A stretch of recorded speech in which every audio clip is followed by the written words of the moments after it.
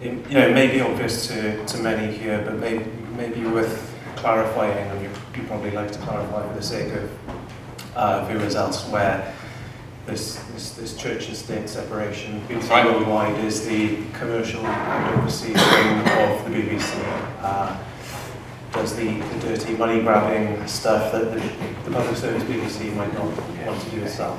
But with that in mind, what are your key aims for digital in the BBC Worldwide commercial context? So I think there are a number of key aims. I mean, first and foremost, it's about delivering profit back to the BBC, right? So that is the raison d'etre of BBC Worldwide, is to take the content produced by the BBC and to exploit it in international markets. That's the primary focus. But alongside that, of course, comes a sort of secondary mission, which I think is key to the digital mission, which is about expanding the knowledge and expanding the reach and distribution of the BBC. And that's where digital is so important. In some more mature media markets, it's hard to get the level of distribution that the BBC, with the amount of content that it produces, could expect to have. And digital has provided that opportunity through a range of different market entry positions. So what are some of the best examples of that? What are some of the best products, your favourite products that you put out there digitally? I mean, so in terms of just making the content available as opposed to the products, I think,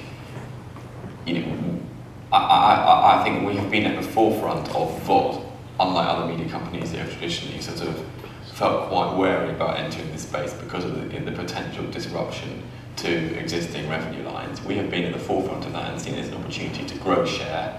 We were one of the cornerstone partners for iTunes when they launched. We remain so. And you look at Doctor Who last year in the United States was the #1 show on iTunes, right? Which is sort of disproportionate to the size of the BBC's footprint out there. We beat Mad Men and House and others in the iTunes store because we have been at the forefront of that and working with Apple, and we treat it like a retail environment. And to a certain extent, our content is less available through the traditional ecosystem. And then, as the rise of subscription VOD services, we've been at the forefront of that also. We're a big customer of Netflix's. We have made a large amount of our content available to them in the US, in Canada, in Latin America, in the UK, and as they continue to roll out internationally, we will do so as well. And obviously, that's a great opportunity for BBC content to sort of piggyback off their marketing. When customers who are mainstream and broadly interested in films and television subscribe to Netflix, there's a high possibility that they're going to come across BBC shows, which is a great way to sort of get more brand awareness and get greater availability of our content. So in the life of many media companies, they emerge from having this core purpose historically of producing their content in original formats, and then along the digital journey, it's been about taking that content out through new platforms. And some along the way choose to develop, actually pure play digital products. And how much of what you do is a question of repurposing TV shows on video platforms versus coming up with purely new digital products? It's a combination. So we're all realistic. We all understand that there is a shift of value as we move from a physical media world, a DVD world, to a digital world.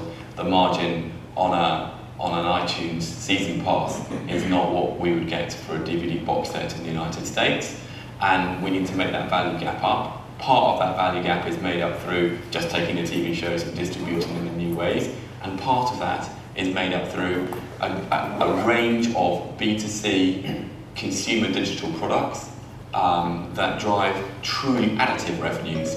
BBC.com being an example, games being an example, global iPlayer being an example, and it is the combination of all of those. It is a combination of all of those types of revenue that ultimately take us into a new growth trajectory. And when you think about delivering commercial TV VOD in the UK, a couple of years back, BBC Worldwide was involved in the Project Kangaroo consortium with ITV, Channel 4 to deliver archive shows for a fee or with advertising after the public service window. That was struck out on competition grounds. It ended up in the incarnation of Seesaw, which didn't go too well and has collapsed. Is there still a necessity for you to deliver those shows in the commercial environment in the UK? I mean, and if so, would that be under your own steam, or you mentioned you're distributing through the likes of Netflix? Are you going to be doing that primarily through those aggregators, or does BBC Worldwide want to own the platform as well? I actually think it's both, right? I mean, first and foremost, I actually think Kangaroo was a great idea, right? And I think it was grossly unfair that the Competition Commission decided to squash it, and it just shows how older traditional businesses, TV media businesses, are regulated in one way, and new media businesses and like SVOD players are regulated in a completely different way. And I actually think it was a bad thing for the UK economy. I think it was a bad thing for British broadcasters, and it was a step backwards from where we probably should have been. But yet we still maintain that we can operate a kind of dual approach by making our content available to third parties and by building our own products in the UK. We are investing heavily in our e-commerce platform, which has traditionally been a sort of the BBC shop.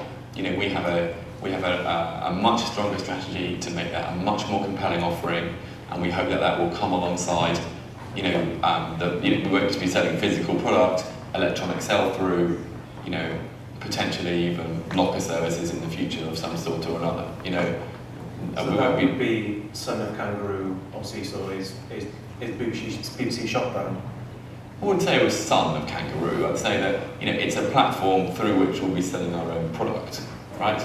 And that may take various forms.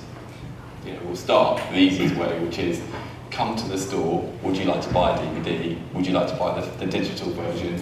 Would you download that? Would that be available in a locker service? And then over time, do you get to enough scale where a subscription service makes sense? Who knows? I hope so, partly, but we're still early on in this game. Yeah. A couple of months ago, I reported that the public service BBC was planning its own platform to commercialise BBC TV shows, codenamed Project Barcelona, which I understand was news to BBC Worldwide, since that seems to be BBC Worldwide's remit. What was Worldwide's view of Barcelona, since that seems like the kind of function that we were already just talking about?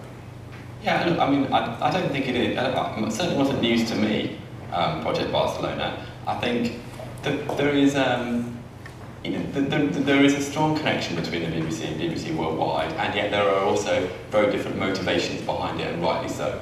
Right, BBC Worldwide maximises profit. Right, that's the way we think. When we think about launching an e-commerce store, we know that it makes financial sense to make only a small subset of BBC's content available. Right, the public service BBC has a broader public service remit.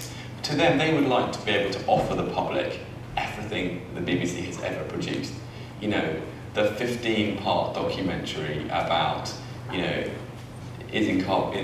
Brunel's daughter should be made available on some other service. Now, the Barcelona is a mechanism, is a project where we're looking at together, BBC Worldwide and the BBC, how we might make that work, right? And I think it's still very much in its early stages, but there is a need to make it both in the public, to deliver public value, but also to deliver commercial return at the same time. I mean, people often say that the BBC is a very political entity within the public service side, but it must be very. I mean, these are two very different mindsets: the commercial side working with the public service side. Is that ever frustrating? You know what? I'm amazed. I've been at BBC Worldwide now for 2 years, and I expected it to be much more frustrating than it is.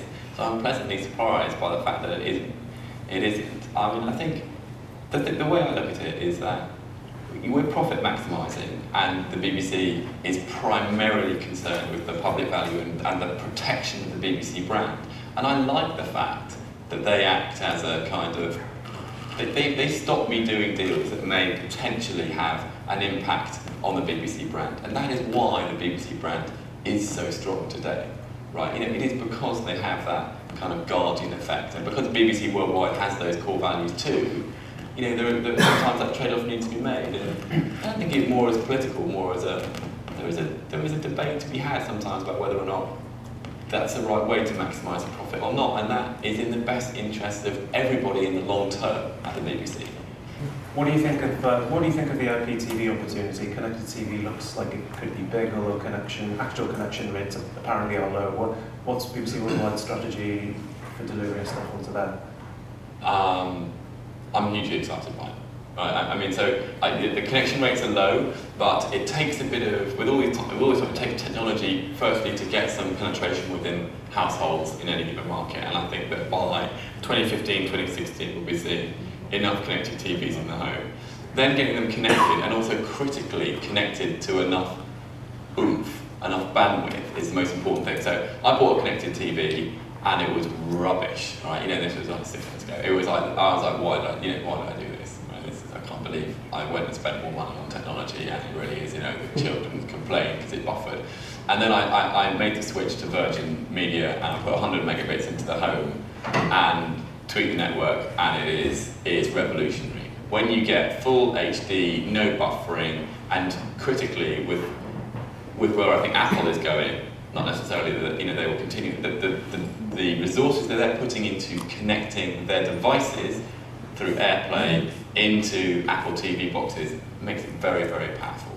I actually think it is AirPlay is the kind of the key for Apple into television, and I think everyone thinks about it as like a TV, whereas actually I think that's the component part. It's, you know, one day just switching your phone on and all those apps just appearing on your automatically with nothing to do on your television is probably the kind of direction they're heading in, and I actually think that's very, very exciting. Yeah, there's this idea of, you know, not so much smart TV, but actually done TV, and maybe the TV will just be a really awesome, high-quality screen. Many of the experiences delivered from the sofa. Yeah, but yet at the same time, there needs to be that technology that glues it, because you need to know that this is being rendered on a television, right? And therefore, the fizzing up of apps and the fizzing up of the quality needs to be sufficient to make it. What you don't want is a really high quality dumb screen and a really low quality experience on that, right? That's where I think AirPlay is the key here.